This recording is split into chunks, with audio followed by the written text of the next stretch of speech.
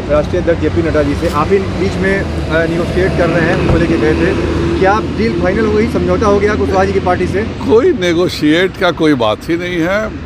NDA सभी एक हैं, एक साथ मिल करके एक साथ हम चल रहे हैं। और जाहिर बात है कि जब चार सहयोगी पार्टियां एक साथ चल रही हैं तो चारों के बीच आपस में बात होगी। दो राष्ट्रीय अध्यक्ष, उपेंद्र जी अपने पार्टी के राष्ट्रीय अध्यक्ष हैं और हमारे राष्ट्रीय अध्यक्ष हैं, उनके आवास पे दोनों का एक औपचारिक मुलाकात थी, औपचारिक मुलाकात हुई है। सीटों की डिमांड कर रहे हैं उपेंद्र, क्योंकि सर 2 सीट उनकी पार्टी कह रही है। आपस में चर्चाएं होती हैं, आपस में तय होता है। जिस दिन सभी चीज़ों की घोषणा होगी, एक साथ घोषणा होगी, और दिल्ली में आप सब रहते हैं तो सबसे पहले आप सबको ही मालूम होगा। बात बन गई, माना जाए बात बन गई, बात बिगड़ी ही नहीं थी तो बनने का कहाँ सवाल सर है? एक सवाल यह है कि क्या मुकेश सहनी को लेकर के भी बातचीत कुछ आगे बढ़ रही है? मेरा कार्य पश्चिम चंपारण लोकसभा में ध्यान देना है, दूसरा बिहार के भाजपा कार्यकर्ताओं के साथ कार्य करना है। इसके अलावा कभी अगर मुझे दिल्ली आना होता है तो आते हैं। अध्यक्ष जी ने जब भी आदेश होता है कोई कार्य के लिए तो अध्यक्ष जी के आदेश पर हम लोग एक कार्यकर्ता के नाते कार्य करते हैं। इससे ज़्यादा राजनीति में हमारा कोई भूमिका नहीं। पशुपति कुमार पारस को आउट कर दिए सर आप लोग एनडीए से? कोई कभी आउट नहीं हुआ है।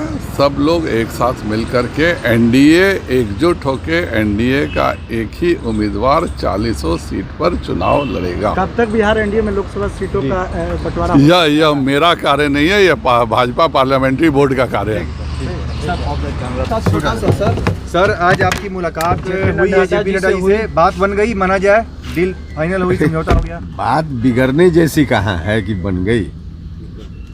गठबंधन में वार्ता चलती ही, अब चुनाव का समय है, आज तो चुनाव की घोषणा होने वाली है, तो इसलिए बातचीत तो पहले से है ही। कितना सीट सर आपको मिल रहा है? देखिए उस पर तो अनाउंसमेंट जब हम करेंगे, आपको बुलाएंगे, फिर बता देंगे। उसमें पहले से क्या, लेकिन सब एक या 2 पे है, बीजेपी 1 कह रही थी, आप लोग 2 मांग रहे थे। किसने हमने कितना कहा, उन्होंने कितना कहा, ये बात आप लोगों को कहाँ मालूम है?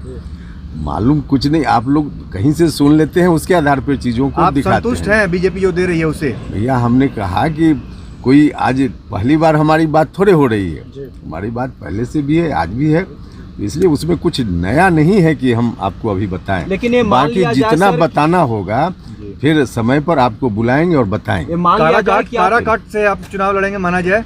अब देखिए तो अब चुनाव की घोषणा होने दीजिए, चुनाव की घोषणा होने दीजिए, उसके बाद फिर बताएं। आप एनडीए में रहेंगे ना? अरे भैया उसमें क्या दिक्कत है? ठीक है sir, okay, thank you sir.